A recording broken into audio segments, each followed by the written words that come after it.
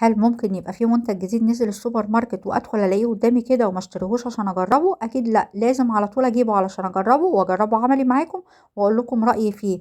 تقريبا الموضوع بقى عندي ادمان او عاده يعني. المهم انا كنت داخله السوبر ماركت في امان الله عايزه اشتري هوت شوكليت بريك، لان من يوم ما جبته وعجبني وانا كنت متاكده ان انا لما عاوزه اجيبه تاني مش هلاقيه بسهوله، وفعلا هو ده اللي حصل. مره بلاقيه وعشرة لا. فالراجل قال لي لا للاسف مش موجود، بس في شركة تانية جديدة نازلة السوق منزلة كابتشينو وهوت شوكليت، والهوت شوكليت كمان في منه بالبندق. بالبندق لا جديدة دي. فطبعا الموضوع نور في دماغي وقلت لا، ده انا لازم بقى اجربه. عمري ما شفت هوت شوكليت بطعم البندق بصراحة يعني.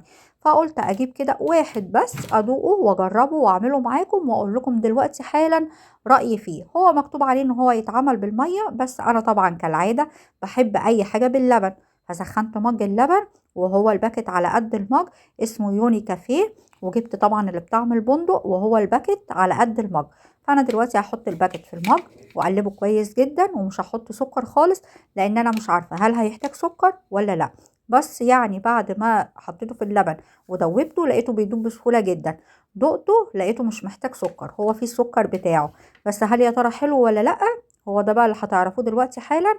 للاسف مش زي ما انا كنت متوقعة، وبالمقارنة ببتاع بريك لا، مش نفس طعم الشوكولاتة القوي الدسم الحلو اللي عجبني. يعني الى حد ما يمشي حاله، بس مش احسن حاجة. هو تقريبا كمان مج اللبن كان كبير شويتين. لو اتعمل في مج لبن اقل من كده شوية احتمال طعمه يبقى مركز عن كده، لان انا حسيت ان طعمه خفيف شويتين، لكن السكر بتاعه مظبوط. طعم البندق باين فيه بس مش اقوى حاجة. يعني من التجارب اللي هي لا حلوة ولا وحشة، نص نص.